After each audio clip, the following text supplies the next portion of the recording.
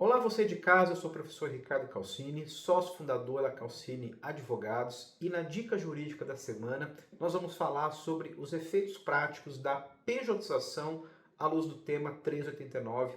do STF. Como todos os senhores e as senhoras já têm conhecimento, desde a primeira quinzena do mês de abril, o relator ministro Gilmar Ferreira Mendes, após o reconhecimento da repercussão geral pelo plenário do STF, ordenou a suspensão nacional de todo e qualquer processo que discuta a temática de vínculo de emprego. Exatamente, não é só o pretexto da pejotização, mas toda e qualquer relação de trabalho em que se discuta vínculo empregatício e que estava gerando justamente a cassação dessas decisões, repito, reconhecidas pela Justiça do Trabalho, por reclamações constitucionais lá no Supremo Tribunal Federal e que originou naturalmente esta ordem de suspensão nacional. E aqui trago exatamente primeiro os três pilares dessa ordem de suspensão.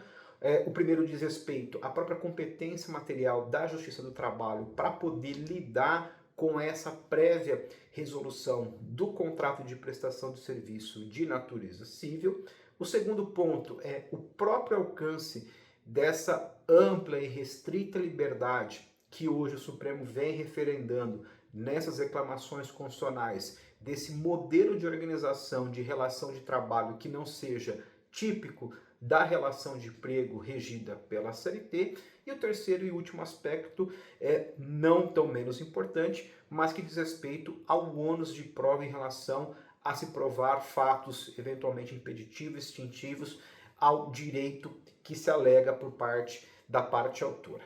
Por ora, não se sabe de antemão qual será o resultado, embora, claro, se cogite qual será o desfecho dessa questão lá no plenário do Supremo Tribunal Federal, mas o que importa aqui, pelo menos neste breve vídeo, é que você que é advogado ou advogada trabalhista não pode, naturalmente, se contentar em relação à paralisação em si do processo. Afinal, não se tem ainda de forma muito clara se as instruções, por exemplo, em primeiro grau de jurisdição, poderão ou não ser conduzidas justamente para a prova testemunhal, que é muito cara ao direito do trabalho, eventualmente não se esvaziar. Por sentido oposto, se as execuções com títulos executivos já transitados em julgados, com a temática da inexigibilidade da coisa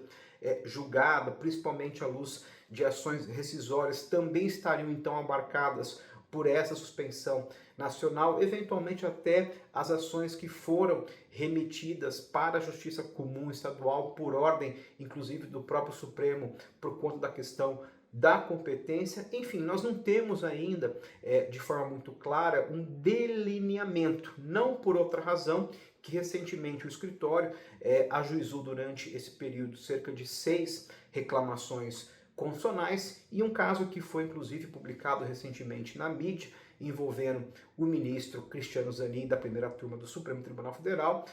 entendeu não só pela cassação, como pelo próprio andamento do vínculo de emprego, envolvendo uma advogada que foi contratada por uma empresa no interior de São Paulo. Então vejam que, nada obstante a ordem de suspensão, por enquanto, e principalmente lá no STF, os agravos regimentais têm tido andamento natural em relação aos seus julgamentos, como também os embargos de declaração que estão sendo opostos, além, claro, da própria reclamação constitucional, que por experiência aqui do escritório tem tido o seu curso natural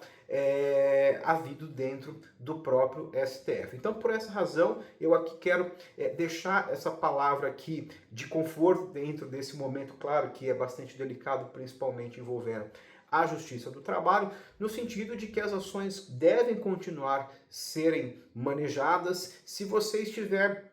defendendo a parte contrária, o beneficiário, também não deixe de entrar com as suas ações trabalhistas, porque essa ordem de suspensão não suspende, muito menos interrompe o prazo bienal para o ajuizamento das reclamatórias. E claro, você que tem processo hoje em andamento, não importa em qual grau de jurisdição da Justiça do Trabalho, não deixe de conduzir e principalmente tomar as medidas cabíveis Afinal, nós não sabemos ainda lá na frente qual será a decisão, muito menos se ela terá efeitos modulatórios. E aí, claro, para você ter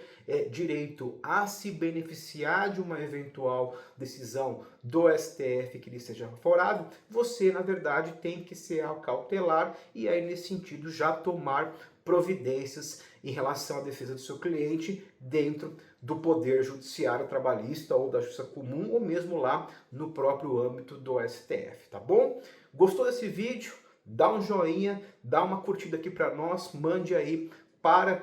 os seus amigos do escritório, enfim, para todos que têm interesse. Não deixe de seguir aqui as páginas, a página aqui, perdão, da Calcine Advogados. E claro, convido você para poder acompanhar aqui a nossa dica jurídica semanal que é postada aqui pelo escritório Calcine Advogados, tá bom? Um grande abraço e até a próxima oportunidade. Tchau, tchau.